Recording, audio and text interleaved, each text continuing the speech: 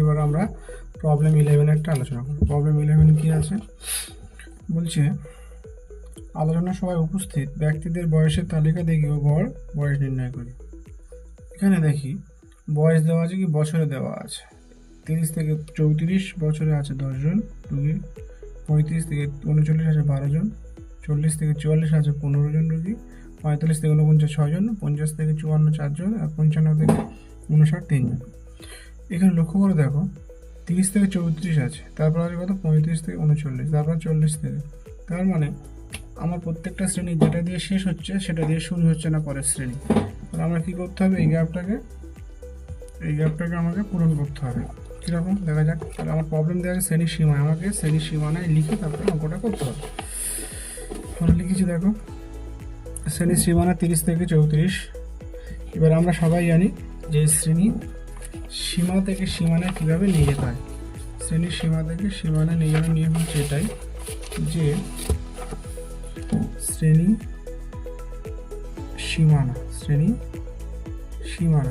সীমানা সমান এরকম ধরো নিম্ন শ্রেণীর সীমানা সমান নিম্ন সীমা মাইনাস h/2। এইচটা কি, যে গ্যাপ, অর্থাৎ এই যে 34-35 মধ্যে যে গ্যাপ সেটা হচ্ছে এইচ। ঊর্ধ্ব শ্রেণী সীমানা সমান কত, ঊর্ধ্ব সীমা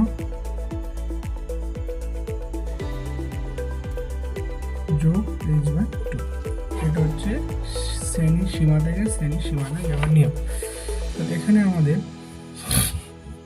এখানে এইচ বলতে কত, 35 থেকে 34 বিয়োগ করলে কত হচ্ছে 1, তাই তো। অতএব h/2 সমান 0.5। তার মানে আমার এখানে শ্রেণীর সীমানা যেটা দেওয়া আছে সেখানে বার করতে গেলে আমার কী করতে হবে, 30 থেকে এটা বিয়োগ করতে হবে, কত হবে 29.5, 34.5। তারপরটা কীরকম হবে 34.5, 39.5। কী করলাম, যে 30 থেকে এই যে 0.5 মানে নিম্ন সীমানা, তাহলে নিম্ন সীমানা আমি কী করে বার করলাম, বিয়োগ করলাম। আর ঊর্ধ্ব সীমানা এটা কিন্তু দেখানোর জন্য করলাম যে কীভাবে আমি পেলাম এটা। তাহলে আমার ঊর্ধ্ব সীমা কি আছে 34, তার সঙ্গে 0.5 যোগ হবে, তাহলে 34.5। এইভাবে প্রত্যেকটা শ্রেণীর ক্ষেত্রে ঘটছে। তাহলে এটা কত হবে 39.5, 44.5, এটা 44.5, 49.5, এটা 49.5, 54.5, এটা 54.5 থেকে 59.5। এটা কী হলো, আমার শ্রেণীর সীমানা হয়ে গেল। এবার এই শ্রেণীর সীমানার প্রত্যেকটি পরিসংখ্যা কত, 10, এর পরিসংখ্যা 12 দেওয়া আছে। এবার আমার কী করতে হবে, শ্রেণীর মধ্যক বার করতে হবে। এটা আমার নিয়ম, কারণ আমরা তো এক্সাই জানি না, এক্সাই গ্রুপ আকার দেওয়া আছে, গ্রুপ থেকে আমাকে শ্রেণীর মধ্যক বার করতে হবে। শ্রেণীর মধ্যক বার করতে গেলে কী করতে হবে, আমরা জানি যে দুটো যোগ করতে হবে, তাই না। তাহলে 29.5 যোগ 34.5 যোগ করলে কত হচ্ছে 64। 64কে 2 দিয়ে ভাগ করলে কত হয় 32। এটা কত হলো 32, তাই না, কত হলো 32। তারপর এটা কত হবে, তারপর নিশ্চয়ই 37 হবে, কারণ লক্ষ্য করে দেবে প্রত্যেকটার শ্রেণী দৈর্ঘ্য কিন্তু 5। এর থেকে যেটা বিয়োগ করি তাহলে ডিফারেন্সটা কত হচ্ছে 34.5 থেকে যদি আমি 29.5 বিয়োগ করি তাহলে 5, তাই না।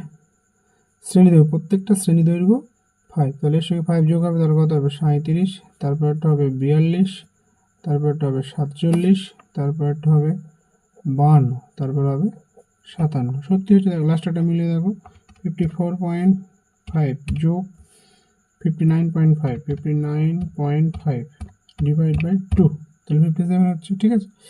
এবার আমরা কী করছি, অঙ্কটাকে কল্পিত গড় পদ্ধতিতে করছি, কারণ আমরা ডাটাগুলো একটু বড় বড় এসে ডাটাগুলো আমরা ছোটো করতে চাইছি। তাহলে এখানে কল্পিত গড় আমরা এটাকে কী ধরবো, আমরা এটাকে মাঝ বরাবর কোনো সংখ্যা xi-কে ধরবো। তাহলে আমি 42 ধরতে পারি বা 47 ধরতে পারি। আমি যদি 47 ধরি তো 47ই ধরি, তাহলে এটা, তাহলে এখানে আমি কত হলো 47, তাই না? তাহলে আমি কত পাবো? তাহলে 32 থেকে 47 বিয়োগ করলে আমি কি হচ্ছে -15, তাই না?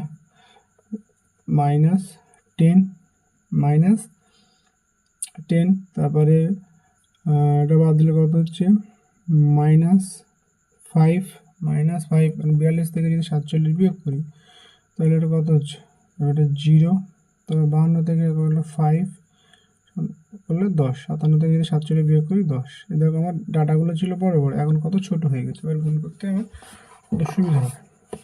তাহলে আমার এখানে কত 10 আছে FI, তাহলে কত হবে -150, এটা কত হবে -120, এটা হবে -75, এটা 0, এটা 20, এটা 30, এই এর সঙ্গে গুণ হচ্ছে FI DI। সবগুলোকে আমরা যোগ করবো, বীজগাণিতিক যোগ করে কত হচ্ছে দেখা যাক। এখানে কত আছে 150 যোগ 120 যোগ 75, কত হচ্ছে 345 -50, তার মানে -295। তাহলে এটা আমরা এখানে মোট আমি FI এখানে পেয়ে গেলাম, FI সমান কত, আর এটা হচ্ছে FI DI, তাই না? FI DI সমান -295। আর এখানে আমার টোটাল পরিসংখ্যান এখানে দিয়েছে, এখানে না দেয়নি, তাহলে আমাকে যোগ করে বার করতে হবে। তাহলে কত হচ্ছে, একটু তাড়াতাড়ি করি, 10 যোগ 12 যোগ 15 যোগ 6 আর 7, তাহলে 50, টোটাল 50।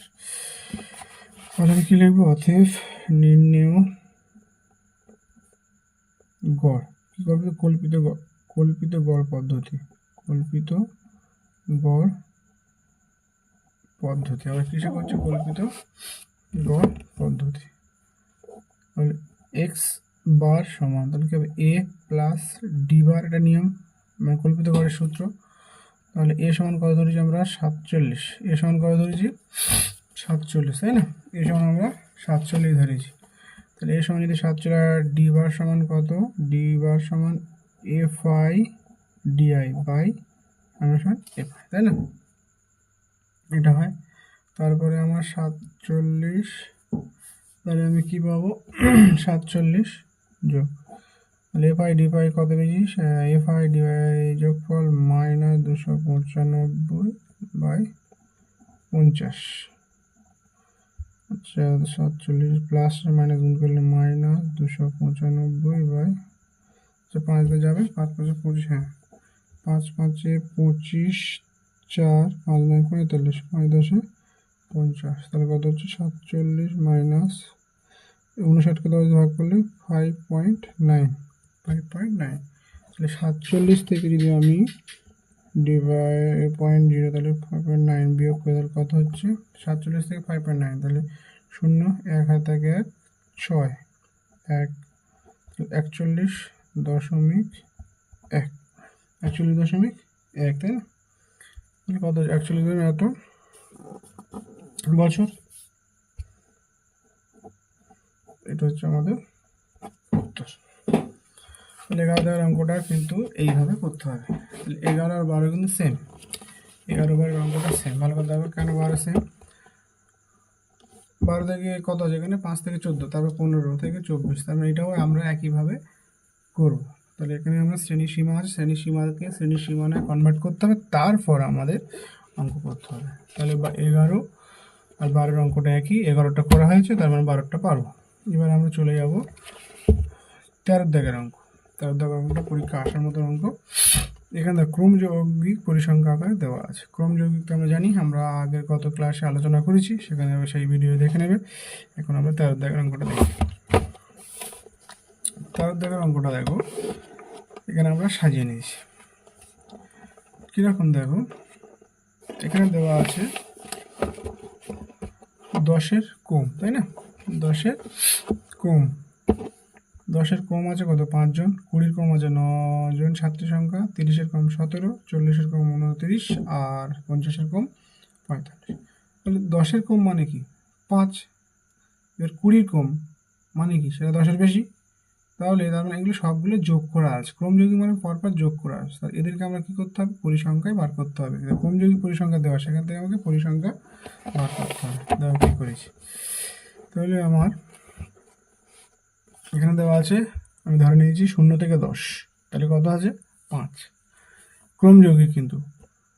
এবার 10 থেকে 20 কত আছে, এবার আমরা কী করব, পরিসংখ্যা, এবার এটা আলাদা পরিসংখ্যা, তাহলে এটা 5 হবে, তাহলে 5 থেকে 0 বিয়োগ হবে 5, তারপর কী হবে 9 থেকে টোটাল, তার মানে আমার দেওয়া আছে কত 9, ক্রমযোগী পরিসংখ্যা। তার এখান থেকে বার করতে হলে কী করতে হবে, এই পরেরটায় 9, তার থেকে 5 বিয়োগ হবে, কত হবে 4। একই রকম এর 17 থেকে 9 বিয়োগ হবে, কত হবে 8, এর 29 থেকে 17 বিয়োগ হবে, তাহলে কত হবে 2, 12, 45 থেকে 29 বিয়োগ হবে, তাহলে কত হবে 15, 6, 16, তাই তো, এটা ঠিক আছে। এবার আমরা পরিসংখ্যা পেয়ে গেলাম, এবার শ্রেণীর মধ্যে বার করবো। তাহলে শ্রেণীর মধ্যে কত, 0 থেকে 10 যোগ করলে কত 5, 0 আর 10 যোগ করলে 10, 2 ভাগ করলে 5, তারপরে এটা যোগ করলে কত হবে 15, তারপর যোগ করলে কত হবে 25, তারপর দেখো 35, তারপর 45। এবার আমরা কি করব, গুণ করব, তাই না? এটা আমার সিম্পল প্রত্যক্ষ পদ্ধতিতেই করছি, ঠিক আছে, প্রত্যক্ষ পদ্ধতিতে অঙ্কটা করছি। তাহলে আমরা যদি একটু বড় ডাটা আসছে, আমরা কল্পিত গড় আছে, কিন্তু সবথেকে সবার জন্য এটা সুবিধা যে সবাই তো আর মুখস্থ করতে পারে না, ওই জন্য এইটা দিয়ে করলে ডাটাগুলো একটু বড় হবে, কিন্তু ভুল হওয়ার সম্ভাবনা কম থাকে। যদি বলেই দেয় তাহলে কী পদ্ধতিতে করতে হবে, তখন কিন্তু তোমাকে অবশ্যই করতে হবে। এখানে কিছু বলে দেওয়া নেই, ওই জন্য আমরা প্রত্যক্ষ পদ্ধতিতে যৌগিকটা নির্ণয় করছি। তাহলে 5 সঙ্গে 5 গুণ করলে কত হচ্ছে 25, 4 15 কত 60, 8 200, 12 সঙ্গে 35 গুণ করলে 12 গুণ 35, 420, আর 16 গুণ 45, 720। এবার এটাকে আমার টোটাল বার করতে হবে মোট, তাহলে FI এটা বার করতে হবে, আর এটা হচ্ছে FI XI বার করতে হবে। তাহলে 720 যোগ 420 যোগ 200 যোগ কত 85, তাহলে 1425। আর এখানে আমার কত হচ্ছে পরিসংখ্যা 4 5 9 9 8 17, তাই না? তাহলে 45 হবে, কত 45। অতএব প্রত্যক্ষ পদ্ধতিতে নির্ণেয় যৌগিক গড় x বার, অতএব x বার সমান FI XI মিশান, তাহলে কত 1425 ভাগ 45, তাহলে 5 দিয়ে ভাগ যাবে, এখানে শেষে 5 আছে, তাহলে 5 9 45, 5 দুগুণে 10, 5 8 40, 5 5 25, ঠিক আছে।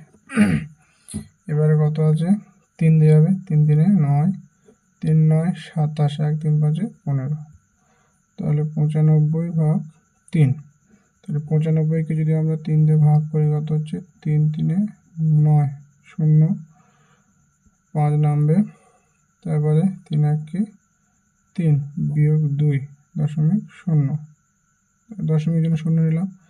এবার 3 6 18 বিয়োগ করলাম 2, আবার 3 0, 3 6 18, আবার এইভাবে চলবে, এইভাবে ডট ডট করে চলবে। তারপর আমরা বলতেই পারি তাহলে ভাগফল কত হলো 6 6 ডট ডট। একে যদি আমরা অ্যাপ্রক্সিমেট নিই তাহলে 31.67 প্রায়, তাই তো, এটা হচ্ছে। তাহলে 13 দাগের উত্তর হলো 31.67, ঠিক আছে। গড় প্রাপ্ত নম্বর, এটা হচ্ছে প্রাপ্ত নম্বর, এত নম্বর, প্রাপ্ত নম্বর সেটা গড় হচ্ছে এত। আজকে আমাদের এই পর্যন্ত থাকলো।